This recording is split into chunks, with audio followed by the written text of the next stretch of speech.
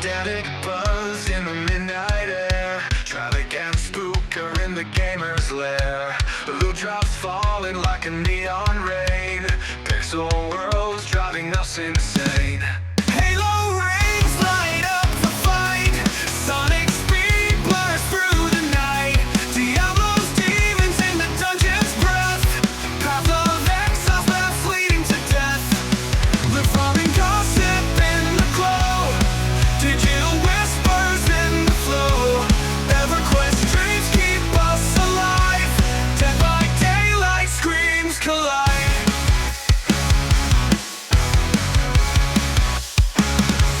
Talk of bosses grinding bones. Legends born in gaming zones. Quests that stretch beyond the frame. In this podcast we name the game. Controllers on the heartbeat song. Sp00ker's laugh keeps the vibe strong. Travic's words cut through the noise. Gaming tales from girls and boys. Loot farming gossip in the glow. Digital whispers in the flow. EverQuest dreams keep us alive. Dead by daylight screams collide.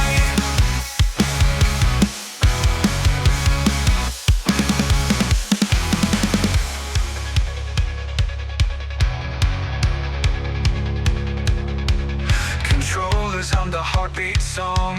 Sp00ker's laugh keeps the vibe strong. Travic's words cut through the noise. Gaming tales from girls and boys. The farming gossip in the glow. Digital whispers in the flow. EverQuest dreams keep us alive. Dead by daylight screams collide.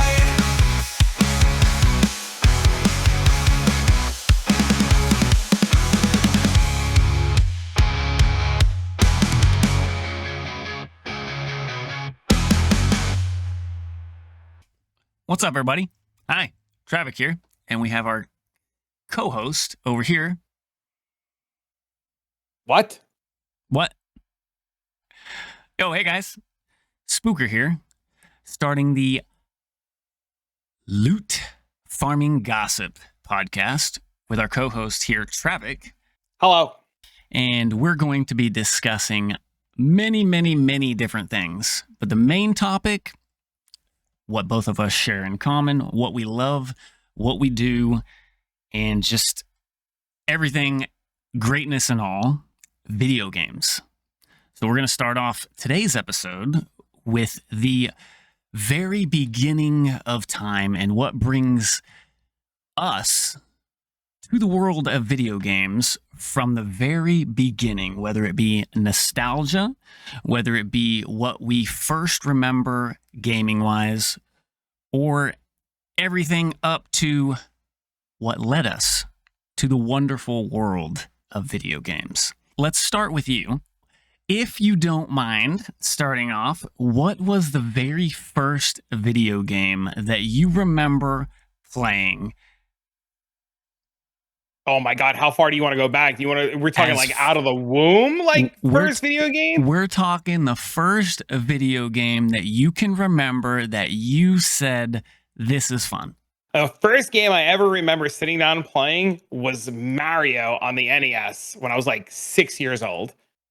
And then I remember my first computer game, but that's a whole different thing. I remember playing Mario in the NES and calling out of school, and my mom would play Mario with me way back in the day. I love the way you say that.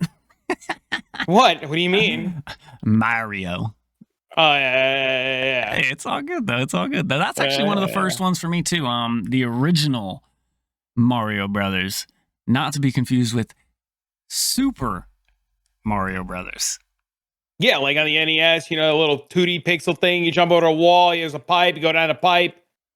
Yeah, 100%. I know what you're talking about. I remember too. That was actually that was one of the first video games that I played as well, which is probably one of the best games to date, to be honest, when it comes to OG classical games, right? Actually, bro, we're just old. Yeah, we are. We're just old. It's the problem. We're so old. One of the games that I remember that I don't know why this is one of the games that sticks in my head so well, but it was called Clax, if I remember Correct. And it was for regular Nintendo. Clacks? Yeah, clacks. And it was basically where like these squares would be flipping towards you. And then Like you would have CLAX? Yeah, I believe so. I believe that's the name, the spelling of it. I'm not 100% sure, but it might be KLAX. I'm not sure. Is it a puzzle game? It was kind of like a puzzle game. It was basically these squares would be flipping towards you, towards the camera. And I don't remember if you have to catch it or stop it or whatever. And that was my first introduction to like the very, very beginning of remembering video games. Colored black blocks tumbling down a machine and arrange them in colored rows in patterns to make them disappear. Published as a coin-op follow-up to Tetris. Yeah. This is knockoff Tetris. Hey, I'm just telling you. As far as like console gaming, that was one of the first that I remember that just sticks in the back of my head. Dude, how far we've come. I know, right? From little blocks and Mario doing Mario thing to, well, God, where we're even at now. Do you? I actually had the experience to be able to play like Atari games as well, which is kind of a tiny bit before our time, if I remember correctly. I never had an Atari. Yeah, Atari was definitely before our time. At least I think. Yeah, I believe Should so. Be? Yeah, I believe so. That's like what, 50s, 60s? No maybe not, way. Maybe not that far back. That old. Hold up. I'm sorry, There's 80s. Google 80s. I meant 80s. 80s, not 50s. Like early 80s. Man, it's like Atari was released September 11th, 1977. You're gonna date Atari back to the 50s, and you're gonna have a crazy taco wielding loving lunatic named Bob chasing you down on the streets saying that it's not old and you're just causing all kinds of riots and chaos now. Of course. There's somebody out there listening. Of course. And he's revving his engines, bro. Hey, I'm ready. I got the stop signs up and everything. I meant 80s, not 50s, but regardless, yeah, I actually had the privilege to be able to play some of the Atari games. Do I remember any of them? No, not even a chance. Same with like the Commodore 64. Do you remember the Commodore 64? No. You don't like I'm not necessarily like playing it or using it. You know what the term Commodore 64 is? I've heard the term Commodore 64, yeah, but it was like the beginning of PC gaming, pretty much. One of the very beginning. But anyways, back to like the beginning and nostalgia. In the console gamings and what you did and beyond what you remember, obviously, what was the most iconic console game that you remember diving into the most in the beginning? Oh, that is I played a game. So like, obviously, like the first answer that a lot of people are always going to be like is, oh my God, my first real deep dive game was, like, you know, your Final Fantasies, your Resident Evils. But I remember way back in the day, even before I found out what Zelda was, there was an old school game. I want to say it was on Super Nintendo called Final Fight. It was a side-scrolling game, and you picked one of two characters, and you just walked across like the streets of all these different neighborhoods and different towns, and you had to fight your way past all the enemies and all the bad guys. And there was like 4 or 5 stages, and I remember you would walk through the town and you'd beat up all the bad guys, and there was the one dude who was a boss. He'd sit on the wall, he'd flip off the wall, you start beating him up, then you kick his ass, and then you go on a bus, and then the bus is crazy and full of these dudes. And I remember trying to like get through this game, and that game was like ridiculously hard. And I was either torn between that or Ghouls and Goblins when I was a kid, because that game also kind of sucked because you were just like a knight with some armor, and then you would get hit by random things and you would die, and then you'd be running around butt ass naked, but then you'd have some, tidy whities on, but then you put some more armor on, and there was like a Dracula vampire kind of guy. But it's torn up between those two is first thing that come to mind. Yeah, that's great. So you were a lot like my neighbor, which was like on the Nintendo side of things, where I was on the Sega. The Sega Genesis was my first major console and gaming wise, and it was started with one of the most well, I won't say most, but one of the definitely very iconic video games that we all, I'm sure, know, called Sonic. And that's what had me stuck for probably at least probably the first year of the video game nostalgia start. Right. That makes sense. Makes a lot of sense.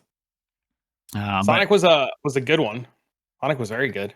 yeah, it definitely was. I loved Sonic. I still go back and play some of Sonic, like some of the newer gen Sonics, like Sonic Frontier.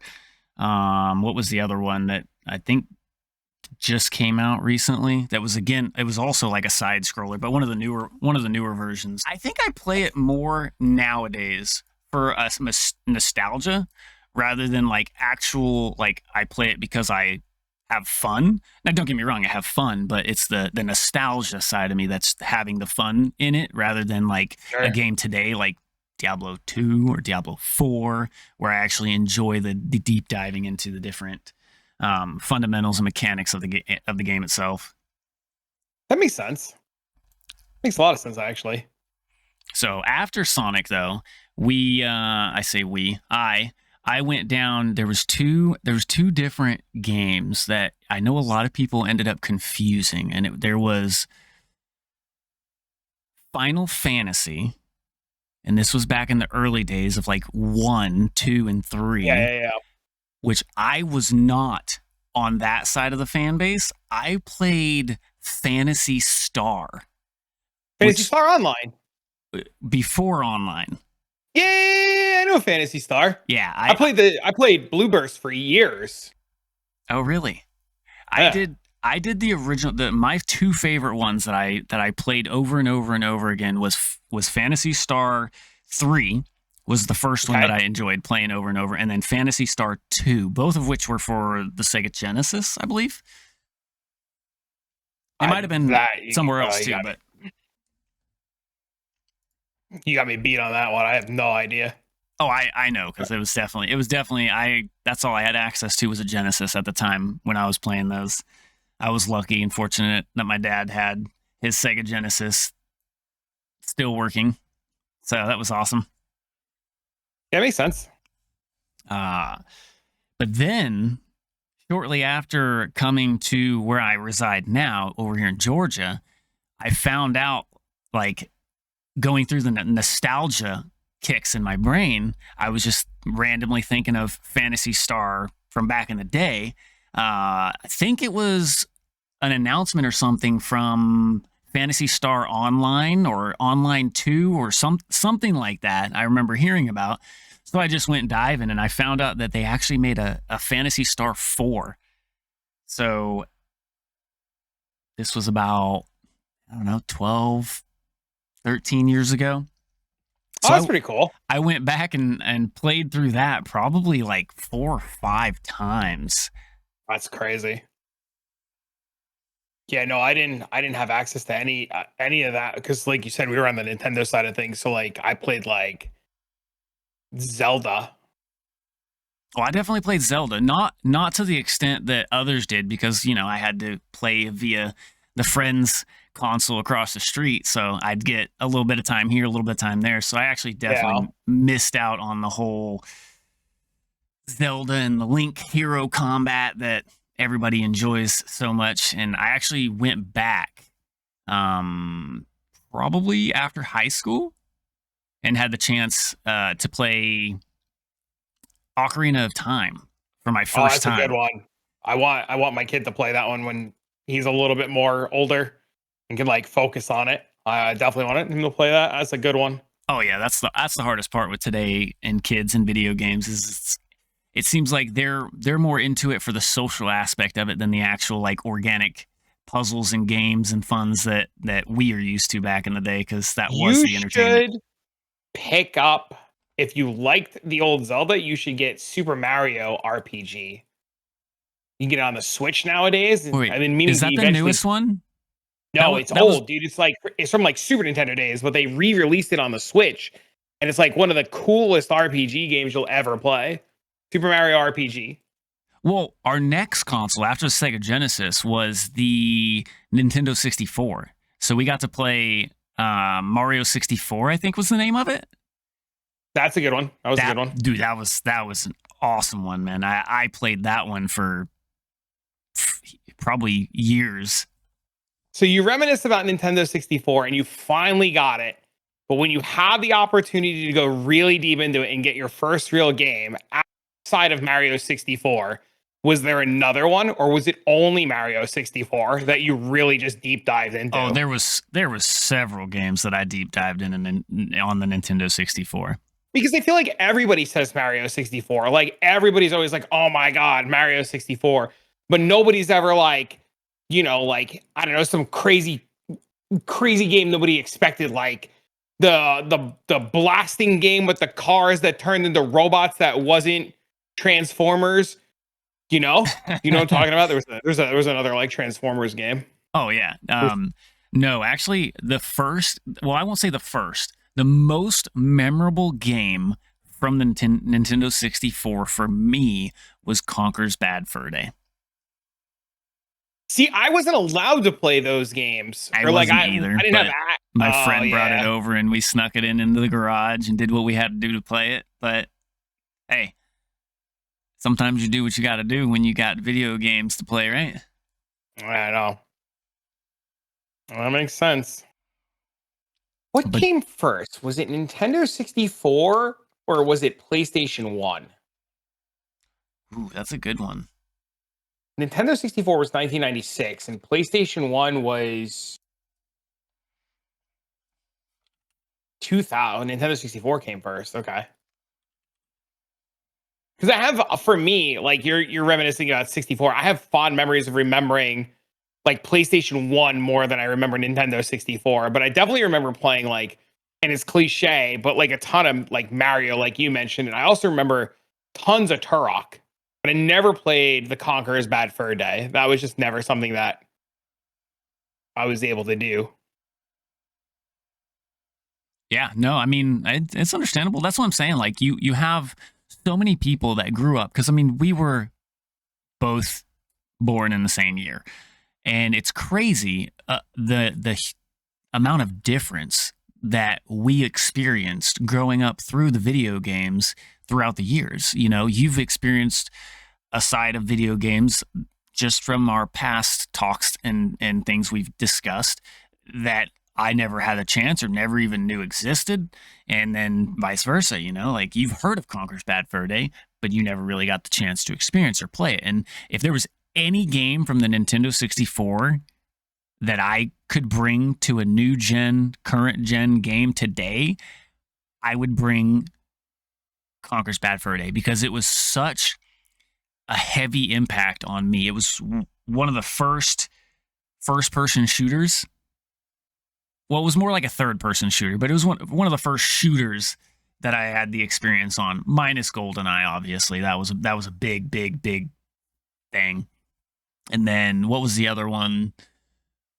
The other big one from 64, was it Mario Kart? Was Mario Kart the one on 64? Or was it before 64? No, Mario Kart was back in Nintendo, like Super Nintendo. Yeah, that's what we're talking about. Oh, no. We're talking about 64. No, you're on 64. Yeah. No, you're right.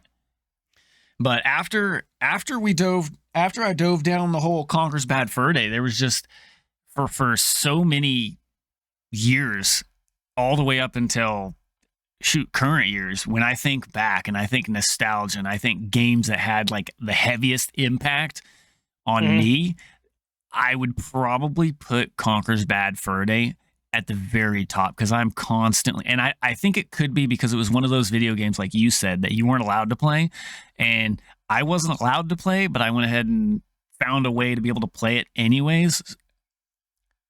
And it's just I was able to play things like GoldenEye, and I played Doom, and I played Hexen, I played Perfect Dark, and there was another game on Nintendo 64, and I'm like trying to Google it while you're having this conversation. It was like a first person. It was like called like Wind Dark or something like that. Or I don't think it was Perfect Dark. Was it Perfect Dark? Perfect Dark was a really good one. It was a really good shooter. Yeah. I remember Perfect Dark. No, it wasn't Perfect Dark. It was a different one. It was a different game. I can't find, obviously, now while we're in the middle of this, I can't find what I'm looking for, but it's okay. Find it later. Well, be fine, maybe. Let's see. We got GoldenEye, Perfect Dark, Turok 1 and 2, Doom, Quake 2, South Park, comedy FPS. Hexen. NBA Jam. That's not an FPS game. This list is. Oh, it's called Winback. That's what it was. Winback covert operations. I was just. That's what I'm thinking. Yeah, that one's actually, yeah. I'd say I'm looking at the list of shooters that they listed. Doom 64, Quake 2. Was Hexen on the console? According to the list that I'm looking at, and it seems to be the same one that you're looking at, it sounds like it was on the console, but I don't remember playing Hexen on console. I definitely remember playing Hexen for the first time on like PC. It was 100% my first time was PC, and I loved Hexen. It was probably the first major puzzle-related shooter style killing monsters that I remember, and I actually have it for Steam because I go back and play it every once in a while. But the I don't know how the heck I managed to do some of the controls and configuring it, because it's like, whoa. Have you tried to play Hexen on it recently in the newest? No. If I ever go back and play old games like that, it was like old Doom. I remember being in computer class in school, and we would sneak on a game called MDK on our little Macs. We used to play a game called MDK. If you ever get the chance to look that one up, I think it was called Murder Death Kill, and it was like this like futuristic robot looking game on a Mac. Ooh. Okay. Yeah, that's what I remember that very vividly as a kid. So, back to your side. If you can list, and we'll just go from the era of 90s. Oh, God. We'll say it's in the 90s. What would be your top 3 games that you that just stand out in your head without having to like think too much into it? What would be the top 3 games from your 90s before the Y2K? Resident Evil 1. Zelda on the Super Nintendo, and that's a tough one. It's either Zelda on the Super Nintendo or Final Fantasy VII, but I don't remember if Final Fantasy VII was. It was 97. And Super Mario RPG for sure. Oh, Chrono Trigger. Ooh, there's too many choices. Chrono Trigger was really good. I agree. That's probably one of the most difficult questions I can even ask myself, is to put 3 games down. But if I had to, Silent Hill, yeah. Dude, I used to play Silent Hill with my mom. My mom would get so scared. I remember one time we were playing Silent Hill. I know I'm off track, but that's the whole beauty of this, right? I remember playing Silent Hill as a kid with my mom, and she would want to play, and she would want somebody to watch, and it was like, I would like watch my mom play. And I remember one time there was a cat in a locker, and the cat jumped out of the locker, and my mom screamed bloody murder. My dad came running into the living room, thought somebody died. So you probably already know one that's definitely on the list for my 90s. That would be Conker's Bad Fur Day. Probably near the top of the 3. But outside that particularly, I'd probably have to say Sonic. So Sonic, Conker's Bad Fur Day, and probably it'd be a tie. It'd be a close tie between Hexen and Quake. Yep. Quake for I would say probably the multiplayer part of it, and Hexen because I've always loved puzzle-based combat games. Yeah, I can see that. Okay. I want to say Jet Force Gemini. Did you ever have the chance to play Jet Force Gemini? I remember that. Yes. Core memory unlocked. Yeah, it was almost like a Mega Man style look, and then you had was it a dog? It was a dog and then a female that you got to play as, if I remember right. and you'd be shooting the dang big bugs that looked like giant ants up on 2 legs and shit. It has definitely been a minute, but I definitely know what you're talking about. Definitely know what you're talking about. Yeah, I definitely remember spending a lot of time on that game. There's so many games because I actually got into many, I don't want to say fights, but disagreements with my mother because she always wanted to limit me to X amount of time on video games growing up. And, you know, I'd get kicked out to go play outside and she'd lock the door and I'd be outside playing games and sneak back in through the window and he'd come in yelling at me, "Didn't I tell you to go outside?" Oh, Jesus. Oh, man. Oh, the No, memories. mine was the same. Mine was like the opposite. My mom would be like, "Don't go outside. The outside's scary." Oh, shoot. I wish. Things would Yeah, have no, been. my mom was always very a little nervous. She always thought the world was going to kidnap us. So my mom would always be like, "Oh, yeah, play video games, bro. It's okay." Yeah, that sounds like my wife and our daughter. She'd be like, "No, play video games inside, sweetheart. That's where you're safe." Yeah. Mhm. Yeah, that's my mom. Yeah, I never had that. You know, it's always like such a topic of discussion. Like, oh my god, did video games like ruin us as a kid? Did we spend too much time gaming and not enough time outside? So let's You know, are touch we on that for a socially minute. okay? Go ahead. Because I agree with you. Like that's been a major topic for many years now. You know, and a lot of people say, "Well, video games ruin people." So, what's your take on that? Nah, dude, people ruin people. Video games don't ruin people. Well, who made video games? That is literally you're gonna go to a circle now. Oh well, the people made the video No. game. That a thing. That a thing. Nope.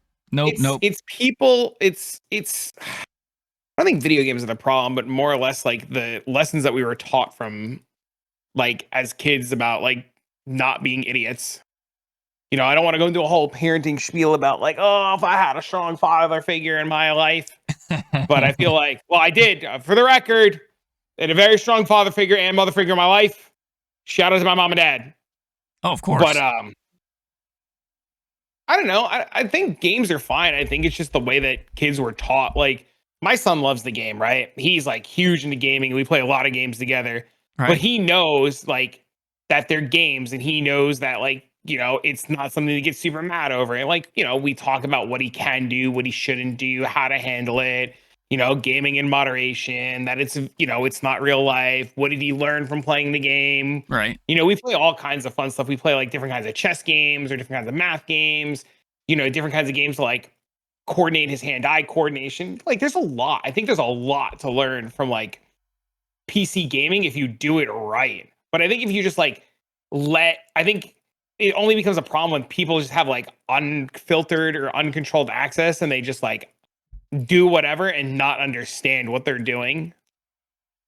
Oh yeah, You no know, doubt. like I wouldn't give my son, you know, access to GTA until he was older and knew what it was, you know, versus like, oh, do you want to go play this cool, like fun little like Roblox zombie game? Let's go do that and like talk about what zombies are and what's going on. And, Right. you know, But back towards the topic, like you said, no, you don't want to go down a rabbit hole on parenting side of things, but your actual take versus like, what do you think the effect on video games has on that side of the fence? what do you mean? Well, just in general, like you were saying, you don't think video games is the problem, right? And I No. completely agree with you. I'm just kind of playing devil's advocate on this particular note because I think it's a really touchy topic for some people because it's like, in my opinion, video games was always like where I took out a lot of my, you could say anger, but I wouldn't say it with anger. I would say more of like frustration. If I had a bad day at school, hell, I wanted to come home, launch up some Halo. You know, that was just my thing. I was like, I could have chose that, or I could have chose to do something in the real life that could have potentially put me in jail or prison or whatever the case may be, right? But instead, I chose to just go play a video game, which allowed me to release that, you know, inner demon side. See, I never had that, right? I never had those problems, right? I'm not saying that they're problems. Like for me, I think a lot of gaming like cultivated the way that my brain kind of functions and how I perceive puzzles and stuff. So like when I was growing up and I was playing a lot of games and like doing things, I always played like the Resident Evil, like I said, and the Silent Hills and the Final Fantasies, or like even when I got a little older, if I could play a game for me that stimulates a puzzle aspect or like solving a problem, it's always like I don't want to say sharpened, but it makes me feel like I've like sharpened my own senses. And I can see it. I can see it with other people too. Like when you present them with like certain problems, whether it's just like, how do you craft this item in a game, or how do you get out of this room, or how do you solve this like escape room? For me, like doing a lot of gaming is just like made my brain look and function at different things in ways that like I probably wouldn't have decided to look at things if I didn't game. Right. Does that make sense? No, 100%. No, I completely agree. There's what's the word? There's been similar aspects that I've had as well. You know, that whole, you know, when you open the fridge, you know, and you're like, hey, where's the ketchup? And then the wife opens the fridge and it's right there. You know, it's type of style of crap. But opening your mind into video games and puzzles, right? That was my strong suit. That's what I enjoyed. You know, platformers, puzzle jumpers, puzzle solvers, where you had to do this, and this. Did you ever get the chance to play Alone in the Dark? Yes. That was probably one of my most favorite horror games that scared the crap out of me, and I didn't want to play it because it scared me, but then I wanted to play it at the same time because it had so many good puzzles in it. So I kept coming back. But needless to say, to touch on the topic one last time, just to close it off and move on to the next, in my personal opinion, when it comes to video games ruining people or making society worse, I feel it's the total opposite. So video games give me a way to get out of my frustrations and my worries and my troubles and completely focus on something that is fun or having fun rather than the miserable things going on or the things that are punishing the mental side of people. So I feel like some of those things that could have happened didn't, because we were able to relieve that stress. I think we grew up with very different childhoods. Listen to this, I'm like, I don't know if I can relate to this and this. Oh, I mean, not everybody. No, not everybody. Yeah, no, at all. I know. Yeah. But I mean, I guess we'll just put it. I'll put it in perspective from my side. When I was being raised, don't get me wrong, both my parents were loving, caring, 100%. There was no issues with my parenting, but in some of the I won't say choices, in some of the places that I was growing up, they weren't always the best of places. So even though I had crazy good parents, sometimes I'd be in the wrong place at the wrong time with the wrong people, and you got to do what you got to do. But with that being said, it's like I was bullied in elementary school, and it wasn't until middle school, late middle school, almost high school, when I decided for the first time to actually stand up for myself. So if that kind of puts the perspective on like being able to come home to video games and like release that frustration or that anger or those types of things, that's where I'm coming from. Not like I actually wanted to go out and hurt an individual, right? No, I didn't think that. But of course, I get what you're saying. I wouldn't doubt that we were completely raised on different sides of the fence, but that's the cool thing, man. We can be raised in so many different ways, but still come to a common grounds of, you know, what we think and what we like and what we dislike, right? This humble podcast got so real. Holy, the stage is set. Hey, you know, I mean, but that's honestly like that in a nutshell, that was my background on why video games were so important to me, is because it allowed me to basically just turn off reality and launch into this world where things that you could never imagine can be done. And I literally could take myself and just insert myself into said video game. And you know how I remember back in the day, like playing like Halo, you know, you would have those Halo 3 matches, Halo 2 matches, whatever it would be. And we would have, I don't know, a piece of cardboard blocking for the split screen. Yeah. So that you couldn't see your teammate's screen. See, I could zone in so well that like I wouldn't even see anything around whatever my focus was. So like if I was playing my game, watching said screen, somebody could come into the room, somebody could come talk to me, somebody could tap me on the shoulder, and I was in the game. There was no getting to me. I was locked and loaded and ready to roll. Let's take it back a little bit. So back to the 3 games, right? You said what? It's like a quiz. Yeah.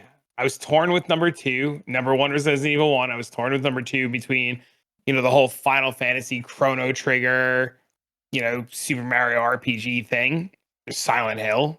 So you were more into like the zombies kind of. Oh, horror, 100%. Horror. Okay. Cool. Yeah. No, that's anything scary was great. Even nowadays, like I look forward to like the next Poppy Playtime or the next Five Nights at Freddy's. Oh, dude, my daughter loves Five Nights at Freddy's. Oh yeah, really, really good. I'm like super deep into the lore. I watch all the videos. Oh yeah, so does she. Yep. I probably know more about that game than I'd like to admit. Well, probably not as much, but yeah. Needless to say, so you come from like a horror style background game, whereas like me, my background is more of the like shooter, skill-based platform puzzler style gaming, which is kind of cool. There's nothing wrong with those. I don't know. I was always like, I like things like, I don't know. I always wanted to be scared. No, I get it. My daughter's the same way. And I'm sure she probably gets that partially from me. I mean, I loved Alone in the Dark. Did you ever get to play any of the other Alone in the Darks as well? I think there's like 5 or 6 or 7 of them. I can't remember. Probably. I don't remember. It's been a minute. It has, because when we were discussing stuff earlier about like kind of the different things that we wanted to touch to start, I went back and was looking at some different games, and I remember Alone in the Dark, pulling up Alone in the Dark and trying to figure out which Alone in the Dark that I actually remember playing through, and I can't put my finger on whether it's 1 or 2, which was my first experience into the series.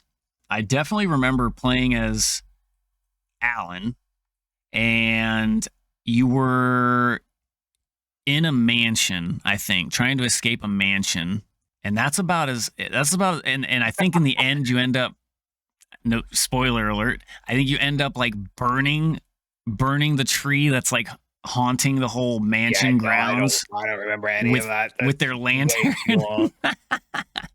It's hard to like relive and remember a lot of like the older stuff. You know, we're old now, man. Somebody's gonna be listening to me like, oh my God, I can't believe this guy said he was old. I've said that on stream so many times, and my dad, because a lot of times I'm in Discord with my dad hanging out in the background, and he'll be like, did you just say you're old? And I just crack up laughing every time he says that.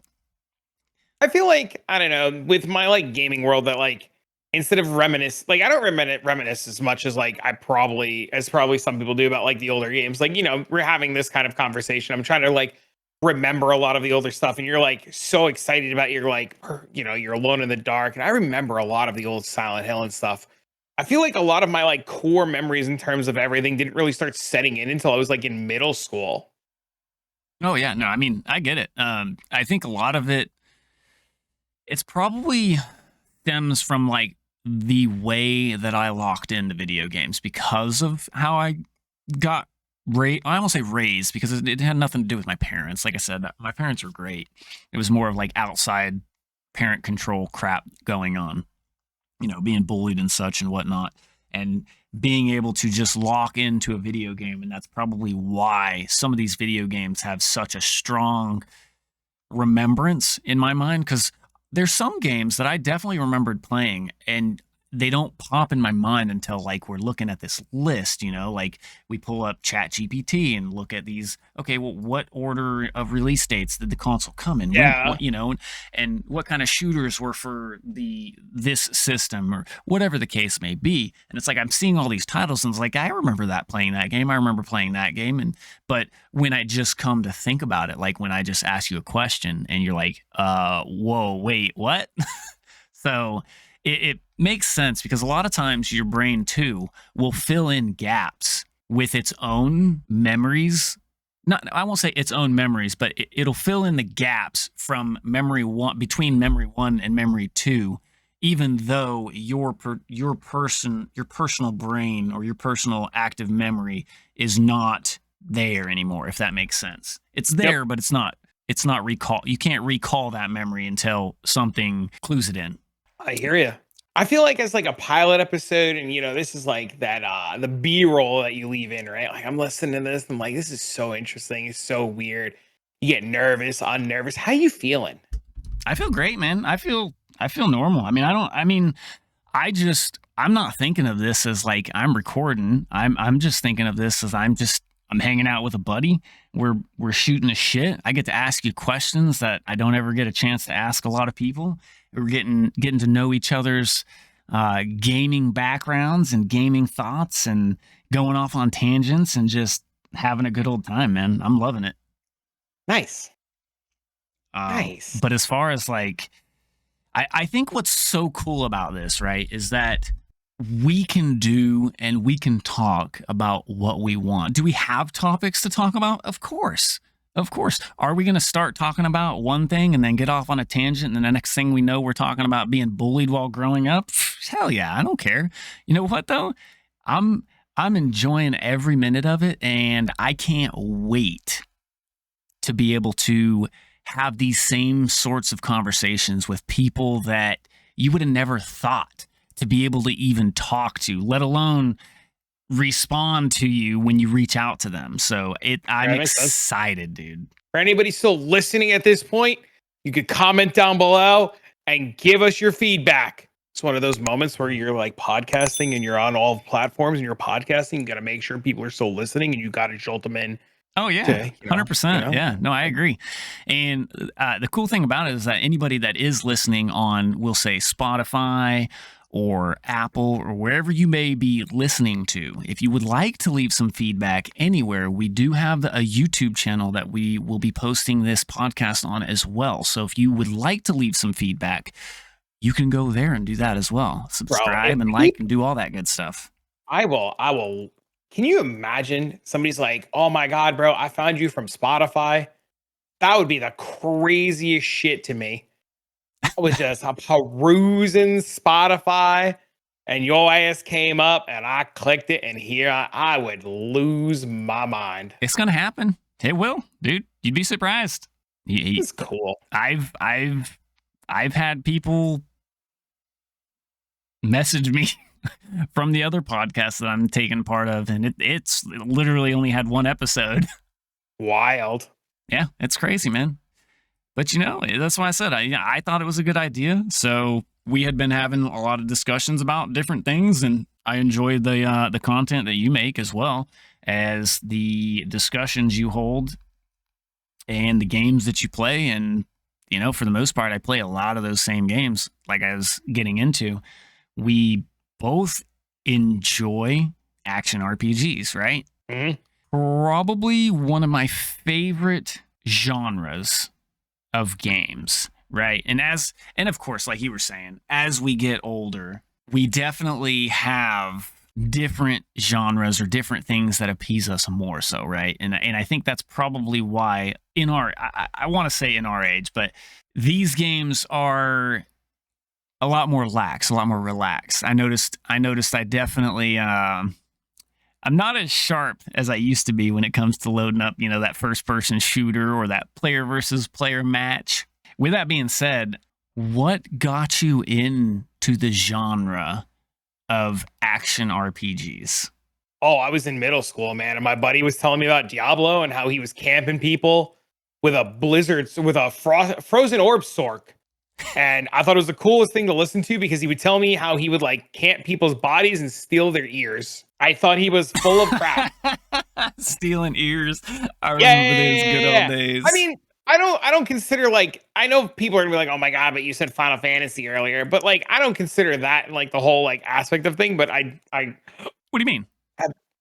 well, okay, so Final Fantasy is definitely an RPG, right? But like, But it's an RPG, right? It's not an action Yeah. RPG. I mean, but one could beg to differ, right? I've had a lot of this. There's big controversy of what's actually considered an action RPG versus just an RPG versus just whatever else, right? no, the thing that really got me into it was like I said, I remember this kid telling me about playing Diablo, and we were in middle school, and he was camping idiots and collecting their ears and stuff. And I remember going home and asking my parents to buy it for me, and they were very skeptical because it was a game about the devil.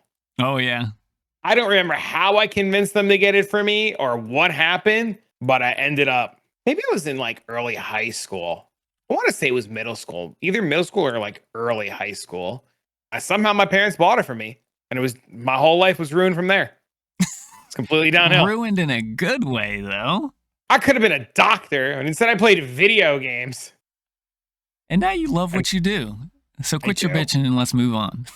No, but in all seriousness, did you started on Diablo 2 then? That was your first income to the action RPG genre? Yeah, that's the one that I remember the most. Like I said, I played things like Final Fantasy, Legends of Dragoon, and stuff like that. But the minute I like picked up D2, I was just like, that was it. Like it was just addicted from there. Oh, 100%. Played it all throughout middle school, played it all throughout high school. No, actually, my dad will argue till he's blue in the face about this, but I just don't know if it's his old age, true old age, right, in memory, or if maybe I am just crazy. But I truly remember playing Diablo 1 with my dad, right? I don't remember exactly how the Diablo 1 and multiplayer and all that stuff worked. I know Diablo 2 was, I don't think Diablo 2 launched with BNet, or maybe it did. I don't remember exactly, but I know that When I started playing, there was BNet, so I don't know. Yeah. I won't argue with you there. But I know that BNet was definitely introduced during Diablo 2. So I don't know if it was just like a local LAN play that you could do with Diablo 1, but Diablo 1 was definitely my first one, and it definitely grabbed me very strongly because I enjoyed the whole concept of killing demons, right, in the game, killing demons and, trying to save the world aspect type of things. But I think my favorite concept that differs from like Diablo 2 versus Diablo 1 is that in Diablo 1, you literally are just going down through floor after floor after floor until you get so far enough down through the cathedral that you reach hell. Right. And it's so iconic to me because it's like, it reminds you of, or me, not you necessarily, but it reminds me of, you're going down until you hit rock bottom, then you take out the evil of the evils. Yeah, see, I missed D1. Like I never played it. I never knew it was a thing. I mean, you should try it out. They have it. I don't know how good the compatibility of it is through the whole current gen of Windows and Steam, but it's one of those games you can definitely enjoy on the side. Like it would give you perspective, kind of like give you it would definitely give you perspective as to like how they reached a middle ground of Diablo 2 and why Diablo 2 was such a great success. Okay, that makes sense. Because I think that was the huge success that we see from D2 that a lot of people missed. Because I'm almost certain, and I could just look it up real quick, that Diablo 2 did not launch with BNet. I'm pretty sure. I've been told that it has launched 7 months later, or roughly 7 months later. That is what I was informed of. Well, I'm not sure what says who, and who knows who was right. And, ChatGPT is not always right either, but I would have to do a little bit more research. regardless of that, I think BNet was probably what made Diablo 2 so successful, outside of the base game just being absolutely, 10 years ahead of its time. But we won't dive down that road quite yet. I don't honestly know. I never looked at games like that. I was just like, dude, I'm just gonna go kill mobs and get loot. That's still how it is, man. Is the game successful? I have no idea. Do I like it? Absolutely. Can I kill mobs and get loot? Sure. Do people like it? I don't care. Oh, I mean, yeah, I completely agree. It's the same thing with like movies, right? There's plenty of movies that I've decided to go out and see, and regardless of the Red Tomato or the IMDb rating, it could be bombed at 1 star out of 10, or who cares what, and I go and I watch it and I like it, and it's like, why was it bombed? What was so bad about it? Same with video games, right? If you enjoy it. That's all that matters. Who cares about others? I get it. So, but in the current gen of action RPGs, the biggest question that a lot of people get asked, is like, is this game better than that game? And my answer always remains the same. It's like, you enjoy the games that you enjoy, and I don't want to make you feel bad or feel like you're secluded because you like this game while I like that game. And I don't care. I'm just here to have a good time, enjoy my game. Hopefully you enjoy your game, and if we are enjoying the same game, more power to it, right? I just hear in the back of my head somebody screaming D4 bad. I was even though nobody's screaming D4 bad. I like D4, dude. Everybody's always like, D4 sucks, and you're like, what is wrong with you? And they're like, it's bad, and you're like, why? And they're like, D4 bad, why? Yeah. Then you got all the people, PoE 2 bad, why? Yep. I don't like it, why? Shut up. No, I completely agree. And it's like what I'm thinking about. No, that's exactly the first thing that comes to mind when I make that statement. But like in a whole, it's like, but video games come from all places, all over the world, and all places of real life, right? They stem from an idea, right? Like Diablo stems from the whole demons versus angels, right? Which has a background in history in real life, right? So, but back to the action RPG realm, which is kind of where we both do a lot of our dabbling because, we just enjoy that type of game. Action RPGs, right? How many different games in that genre do you play or have played? Dude, it's like such a trick question because I play bad games, dude. I play like 3 games, man. I play like D2, and then I play D3, and then I play D4, and then PoE 1, PoE 2, and then like but it's not Black Desert Online. It's not, but it's not like now. I've heard so much about BDO, right? And I know nothing about that game. It'll ruin your life. Do you have an addictive personality? I mean, it can be. Yeah, don't ever touch that game ever. It's the best game I've ever played, period, ever. Will ruin your life. Yeah, I mean, I've heard that, but if you enjoy something, I don't understand how it ruins your life. You know what? I have a similar experience with freaking download it. Neverwinter. Go ahead, download it. Start playing. Log in. I can't. You'll never log out again. I've looked at it. It doesn't look like something I would enjoy. That's why I didn't. Yeah, that's what I thought. That's what I thought too. And but then again, I downloaded it. Then again, Neverwinter was also another one, right? Did you ever play Neverwinter? I never played Neverwinter. It was kind of, from what I've heard, it was kind of the same thing, similar to like BDO. It's like once you get into it, it's a fun game. I loved it, but it's like you have to get on every day. You got to do these certain things every day. You got to finish these things every day, and it was like, it was a chore, but it was like a chore you enjoyed doing. But then sometimes it felt like a chore that you only did because you knew you needed the stuff, but you didn't want to do it, but you did it because you had to, because if you didn't get the stuff, you wouldn't have the stuff to be able to do the stuff later on. There's somebody out there that's going to relate. And then there's somebody out there who I'm going to ask them where Tukey is. And then somebody's going to hopefully respond back. It's always where it's Tukey, but never how's Tukey. Yeah, exactly. Exactly.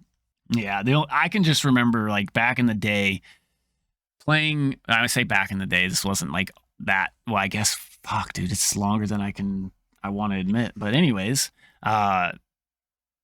it was just such a fun game. And I think I always stem back to like the PvP side of games, man. Games are just, I have so much fun in so many, and I think that's my problem. Like you said, do I have an addictive personality? I absolutely have to say yes at this point.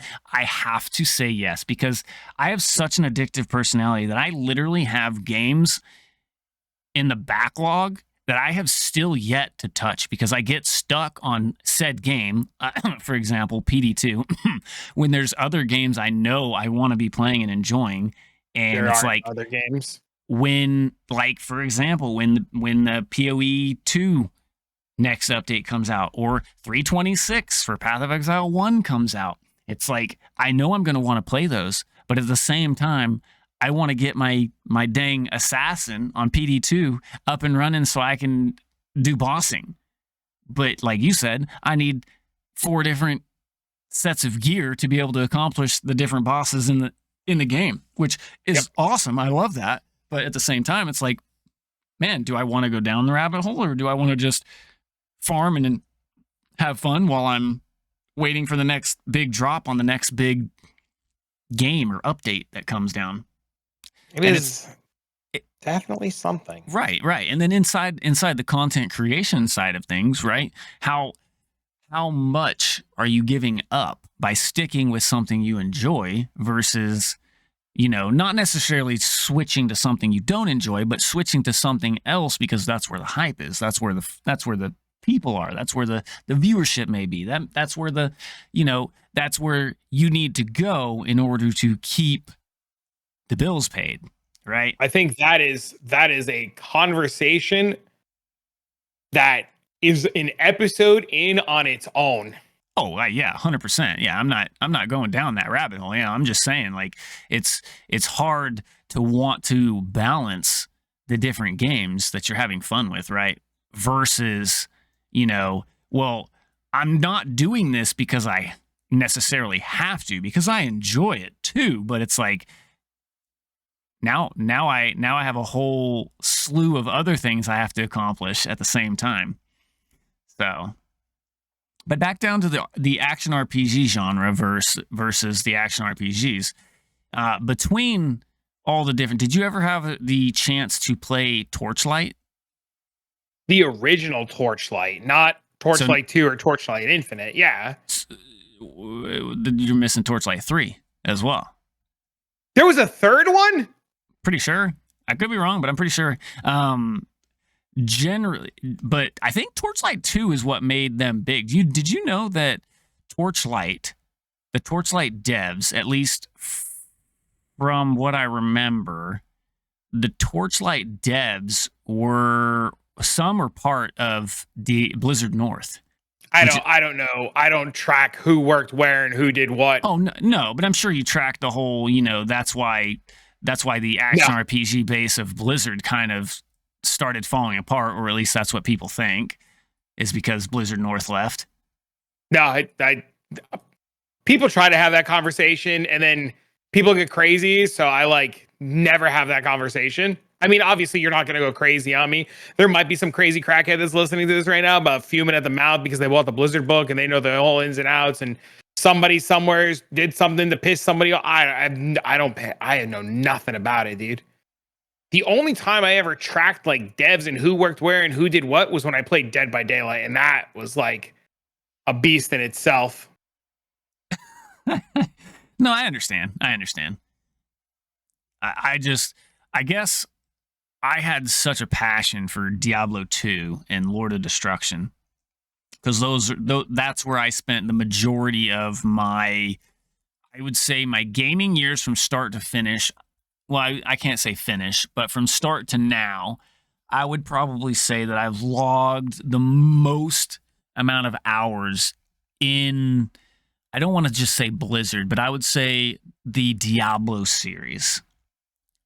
Just hands down, I don't think any other series or genre touches it. I can give you one.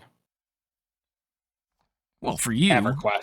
For you, Ever. maybe, right? Yeah, and Yeah. hands down, I'm not arguing, but I'm saying for me, the Diablo series has the most amount of hours combined, obviously, than any other genre of games that I've played. And trust me, I've played my fair share of Halo. I've played my fair share of Path of Exile since it launched. I've played my fair share of many different games as well.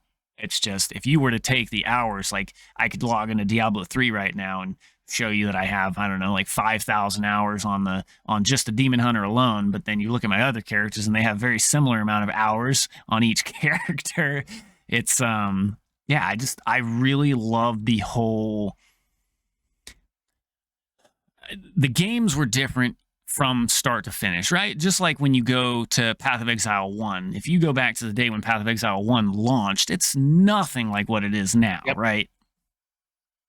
And the same to be expected with Path of Exile 2, Diablo 4, and all that. And, the lifetime through Diablo 3, even Diablo 2 for that matter, for when it first launched, it's a completely different, not a completely different game, but a completely different experience through the game because of different changes and all that as we go through the different, whether it be bugs, balances, adjustments, broken things, and all that good stuff. Mm-hmm. But as far as your experience in the action RPG genre, what do you enjoy the most when it comes to playing an action RPG game? Top down, similar to like Path of Exile, Diablo, Torchlight, Grim Like my Dawn. favorite thing about it? Yeah. What draws you to the genre? Like, what do you enjoy about the genre? The mindless aspect of doing the same thing over and over. So you like insanity? So I like being able to kill Mephisto 4,000 times for loot and having like structure. Like I can turn on like Diablo 2 and just go kill meth thousands and thousands of times and not bat an eye. I can go do cows thousands and thousands of times, not bat an eye. The idea that I can just go kill mobs, not have to think, not have to set it up, not have to prep it. It's all there. It's all ready to go and get loot is awesome. The idea of like every single mob, it's less loot and more the idea that every single mob at any given point can be the lottery. I like these games because it allows me to choose when I would like to put myself in the position to hit. And I know that I'm giving myself the opportunity to hit something insane. It only like that's the real draw, like the rush. Yeah, the rush of hitting. Okay, so you like hitting the dopamine, like the rare. Yeah. So you like the dopamine chase. Okay, I can dig that. That's understandable. Mine's not too far from that. That is definitely a big part of what draws me to the action RPGs. Same with like, I get given shit all the time for this too. But like in Path of Exile, you hit that Vol, right? That Vol orb that gives you that insane hit or it bricks your item, right? Sure. And the famous rule, right? Don't Vol anything that you're not willing to lose. See, I don't live by that aspect. And that's probably one of my problems. I hit the Vol just to see if I can. And then I hopefully can find some backup or something to replace it afterwards. Because I too chase that same dopamine type of rush, hit that big lottery winning ticket item that you turn around and sell for, 100 divine because it hits the perfect corrupt and perfect mod or whatever the case may be. But I think what draws me to the genre of the top-down action RPG game in a whole is the main concept of you fighting for a purpose, I guess. Slaying evil entities, demons, enemies, monsters, craziness, whatever you want to call it. I think it's more for me the hero what's the word? I can't think of the word. But you being the light shining down on the shiny armor hero style adventure. Fantasy. Yeah, the power fantasy. Yeah, that's a perfect terminology. Yeah. And I love living that power fantasy role. And it always hurts my feelings, and I take it very personal. Not really, but I take it personal, when I'm playing that action RPG, whether it be whichever games of them that I'm enjoying, and they take and they nerf my power fantasy to the ground to where I can't even play it anymore. But then I just find the next power fantasy character and move on. Yeah, see, no, that's all too much for me, man. I'm not saying there's anything wrong with it. That's just too much for me. What do you mean? You don't like being powerful? There's always a build that'll be strong, and there's always a way to solve being strong. And it's never about the feeling or fantasy. It's always about solving like for me, it's like, and this kind of goes back to earlier, like it's the puzzle of figuring out what's good and how to get there to be what's good. Oh yeah, 100%. Yeah, I won't argue. I guess I never like put myself in the position of like, the power fantasy of it. Like if I'm strong, I'm strong. If I'm not, I'm not. If I'm not strong, I'm just gonna get more currency. I never like zone into the fact of like putting myself in my character's shoes towards the effect of it. If that makes sense. I just kind of like zone out and play to play, Oh yeah, no doubt about that. Mine's just, I was just going off on a tangent with the whole being nerf thing. There's always a solve to it, right? Or another class to play. 100%. I won't argue with you there. Like the problem with me is like I've talked to a lot of people over the years because I stream for a living, right? And I have noticed that very few people don't like. A lot of people have like lost the fun of playing the game to play the game, and they're like kind of like very similar to what you said. Like they have to have this power fantasy, they have to have this power creeper, they have to do this, and sometimes you just like people forget to just play. Like for me, like I just kill mobs and get loot, man. I completely agree with you, but what happens when you can't kill mobs and get loot? So you can always kill mobs and get loot. Yeah, but what happens when you can't? Do you see what I'm saying? How would they? No, you will always be able to kill mobs and get loot. Just because your build is bad and you're trash. No, just because your build is bad and you're trash and you can't kill mobs doesn't mean that I have to sit there and try to. No. Stop being bad at video games and fix your dog shit build and go kill mobs. No, I completely agree. It is, you can always kill mobs and get loot. I do agree. It's just you have to adjust, and some people have trouble swallowing that pill, right? You have to adjust. Sometimes you can't do what you want to do. Like, for example, playing like you want to go kill you want to go kill bosses in D2. When we're done talking now, go farm loot. Oh yeah, 100%. I know. That's what I do. I farm loot, right? And I will kill mobs. bosses. You should be killing mobs right now. Who says I'm not?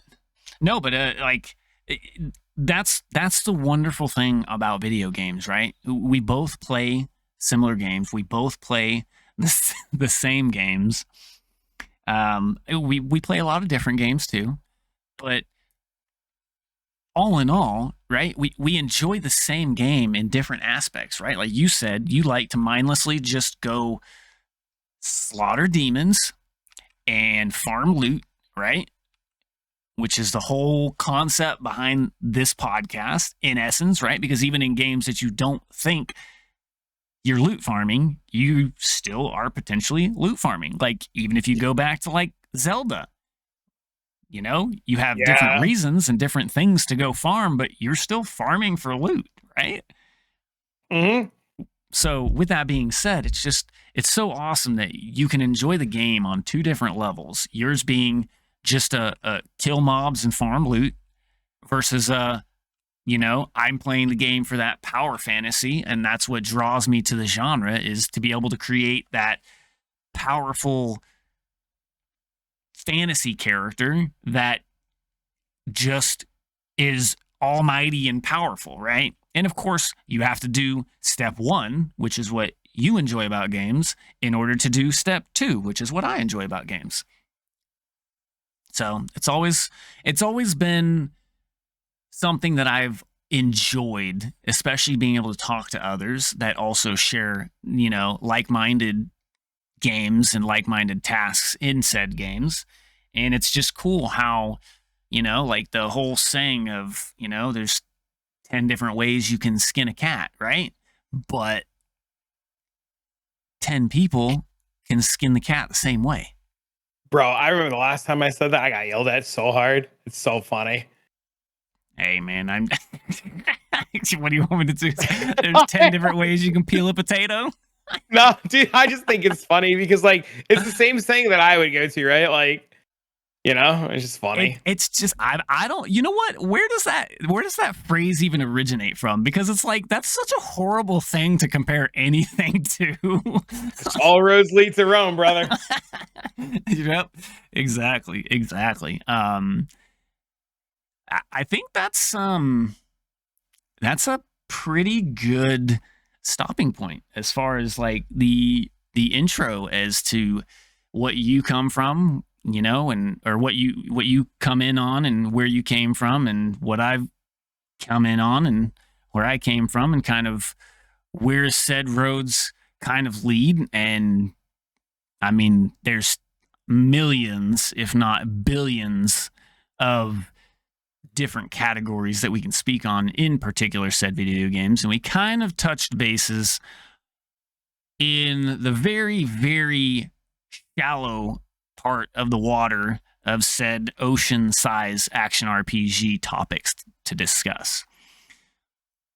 But I do want to ask you one question when it comes to the action RPG genre. And it doesn't mean one is bad versus the other. Oh my God, is this the closing question? Yes. Can you guess? No. If you had to choose from start to finish any of the action RPG genre games in their current state, no updates, no changes, no adjustments, right? Any of the action RPGs that are out today, which one would you lock in to play from here on out? In their current state. In their current state. High, and that kind of, you can answer this however you may, but that's kind of the current state question is the one thing that would rule out PoE 2 from me. But in their current state. And it could be the mod. It can be a mod like PD2 or it would 100% be PD2 every time. It would be some variation of Diablo 2. Like without hands down, like nothing. And that I would say nothing comes close, but like I'll be dead ass honest with you. Hero Siege comes real close, dude.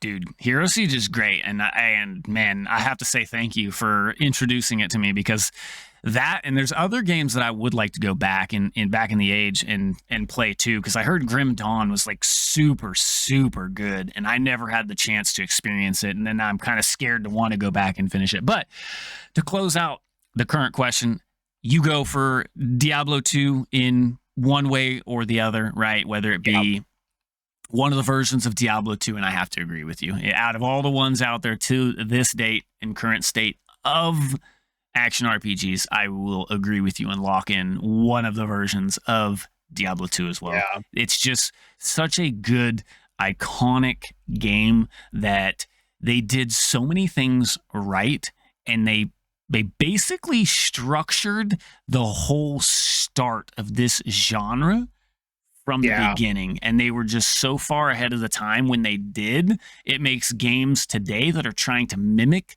that crazy introduction of new things to the video gaming world, that it's not even close. I feel like Path of Exile comes close. I do. It does. But it does. But I think the thing that makes D2 the top of the food chain is, while it's complex, it's so simple that you don't need a degree. Like the passive tree is straightforward, the farming areas are straightforward. I don't need to spend 10 years setting up to farm. I can log in, I can do a cow run, I can do a pit run, or in PD2 I can do a map. I feel accomplished, I can log out. Yeah, no, I 100% agree with you. It's the simplicity of the complexity. Yep. I And agree. it just feels good. It does. just, it just, Ahead of yeah, its it time. just feels good. Yeah.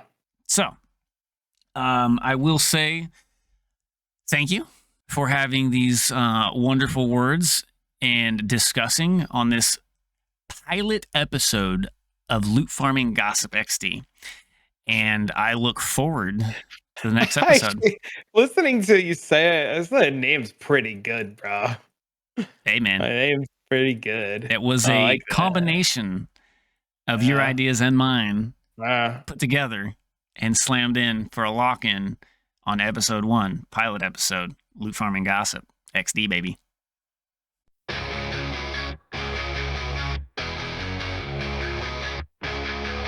Static buzz in the midnight air. Travic and Sp00ker in the gamer's lair. Loot drops falling like a neon rain. Pixel worlds driving us insane. Halo rings light up the fight. Sonic speed blurs through the night. Diablo's demons in the dungeon's breath. Path of exiles paths leading to death. Loot farming gossip in the glow. Digital whispers in the flow. EverQuest dreams keep us alive. Dead by daylight screams collide.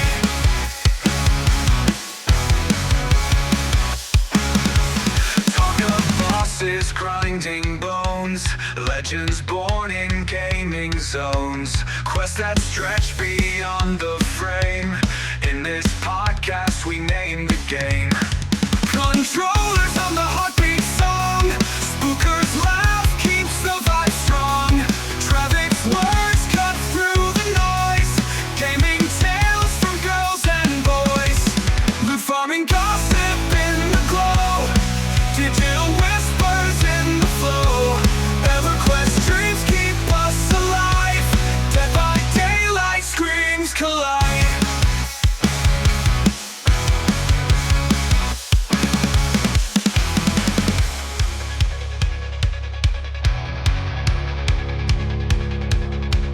Controllers hum the heartbeat song.